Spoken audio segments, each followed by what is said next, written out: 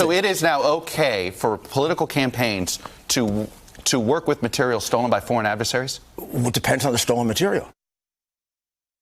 Was President Trump's personal attorney, Rudy Giuliani, defending the president after the release of the Mueller report. Joining me now, New York Times columnist David Brooks, also the author of a new book I highly recommend, The Second Mountain, The Quest for a Moral Life. David, I started with that Rudy Giuliani piece because it is specifically about morality, and that's what you write about. So I have to get your response.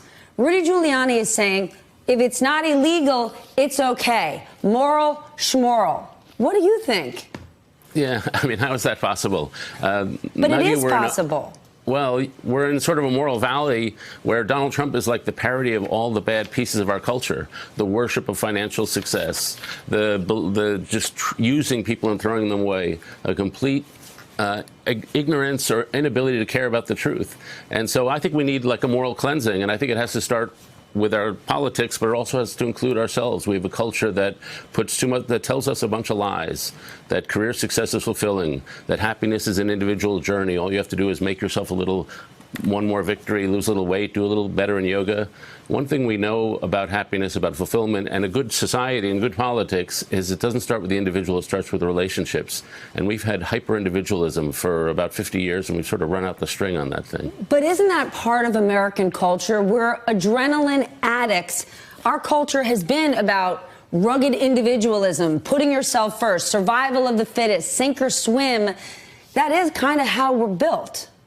It is kind of how we're built. That's half of our culture, but we have another half where we actually build community. I mean, I went into a valley about 6 years ago. I had a very bad time in my life, and I learned in that valley, and the sort of thing you learn when we're in a national valley right now. First, that you can be broken or broken open.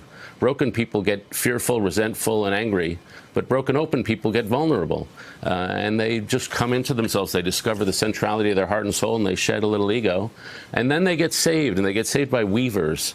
And weavers are people next door or people in your community who reach down in the valley and grab you out. And I was really, really helped by a group of young people, about 40 or 50 young kids from D.C., who we formed a little family, a second family for us. And we have dinner every Thursday night, and we throw our stuff on the table. And we build community. We build it through love and trust.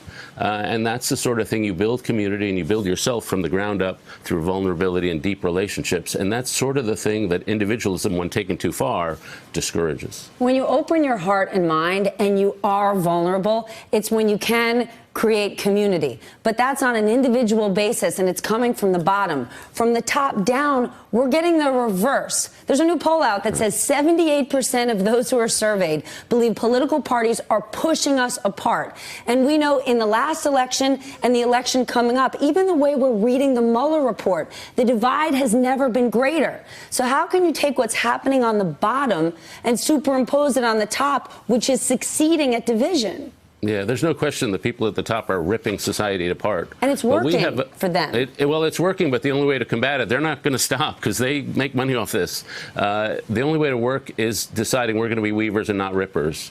And when you see someone deeply, you weave society. When you stereotype someone, you rip at society. When you create vast gaps, you rip society. When you reach across difference and love across distance, you weave society. And if enough of us do that at the grassroots level, then that creates new norms, new standards of behavior. And my big problem with Trump, he's destroyed the norms. He's destroyed the rules of how we're supposed to behave. And when you destroy those rules of decency, then it's just dog eat dog.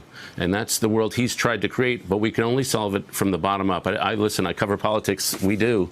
It's not going to be solved from them. It's going to be solved socially, culturally, and morally. But, David, I read your work, and I watch you get ripped apart. When you try to find any place in the middle, it seems that it's the most treacherous place to be. And a weaver is someone who brings people together.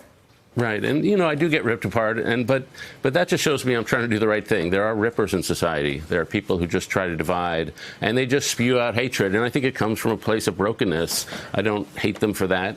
But I try not to pick fights. I try to meet people in every part of the country. I've been on this project looking for weavers around the country, Wilkesboro, North Carolina, and New what Orleans. Are they?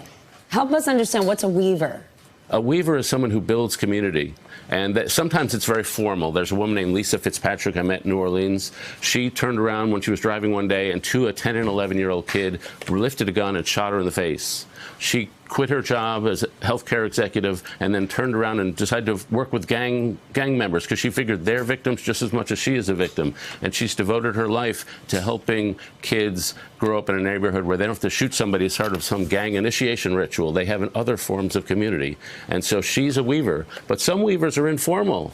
We ran into a lady in Florida. She was just helping kids across the street from elementary school. She was bringing food to the hospital, and somebody asked her, "Do you volunteer?" And she said, "No, I don't volunteer." She doesn't think it's volunteering. It's just being a neighbor. Hey there, I'm Chris Hayes from MSNBC. Thanks for watching MSNBC on YouTube. If you want to keep up to date with the videos we're putting out, you can click subscribe just below me, or click over on this list to see lots of other great videos.